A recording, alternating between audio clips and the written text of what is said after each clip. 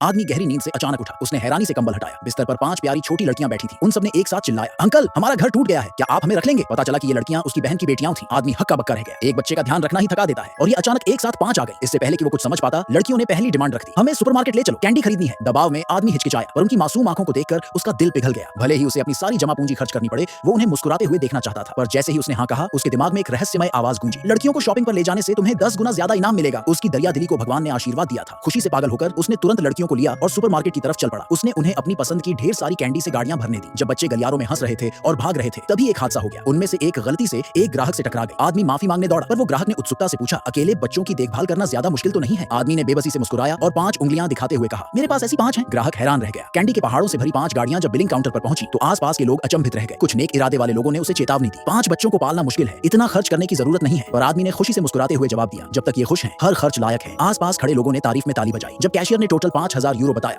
तो उसने मजाक में कहा, इतने में तो मेरे पास एक लॉलीपॉप खरीदने के लिए भी पैसे नहीं बचेंगे। उसी पल सिस्टम का सिग्नल उसके दिमाग में गूंजा। मिशन पूरा हुआ, इनाम जमा कर दिया गया। वो खुशी से उछलने ही वाला था कि उसकी बहन का फोन आया और उसकी खुशी टूट गई। उसने उसे सुपरमार्केट में पैसे बर्बाद न करने का आदेश दिया, पर उसकी तो बस एक ही इच्छा थी, लड़कियों को खुश करते रहना। थोड़ी देर बाद उसकी बहन ने उन्हें हेयर कट करवाने ले जाने को कहा और सिस्टम ने एक नया मिशन लॉन्च किया। सैलून में पहुंचते ही बच्चे एक खूबसूरत इन्फ्लुएंसर को लाइव स्ट्रीमिंग करते देखकर मंत्रमुग्ध हो गए। उन्होंने तुरंत खुद भी लाइव करने की जिद की। सिस्टम ने फिर से दखल दिया, अगर लड़कियां 12 घंटे तक लाइव करती हैं, तो तुम्हें एक लग्जरी कार मिलेगी। ये तो उसकी 10 साल की जिंदगी का सपना था, इसलिए उसने सोशल मीडिया पर लाइव शुरू कर दिया। 5 छोटी लड़कियों ने तुरंत व्यूज की बांट ला दी। पर जब आदमी ने अनाउंस किया कि वो उन्हें इस हेयर सैलून में ले जा रहा है, तो दर्शक घबरा गए। भागो, वो बहुत महंगा है। नाई ओटिन ने कहा, यहाँ सिर्फ हाई लेवल के क्लाइंट ही खर्च कर सकते हैं। और जब उसे पता चला कि 5 सिरों का हेयर कट करना है, तो उसने कर्मचारियों की कमी का बहाना बनाकर साफ मना कर दिया। दुखी होकर लड़कियां वापस जाना चाहती थी, पर आदमी शांत होकर आगे बढ़ा और कहा, सवाल ही नहीं, हम सबका हेयर कट करवाएंगे और मुझे 5 मेंबरशिप कार्ड चाहिए। तुरंत नाई का रवैया पूरी तरह बदल गया। वो बहुत चापलूसी करने लगा और बच्चों को सबसे अच्छे स्टाइलिस्ट दिए। ज्यादा मीडिया कवरेज से बचने के लिए आदमी ने लाइव बंद करने का फैसला लिया। सिस्टम ने उसे हेयर कट मिशन का इनाम दिया। सैलून से निकलते ही उसकी पहली प्रेमिका से सामना हो गया, पर उसके साथ एक घमंडी अमीर लड़का खड़ा था,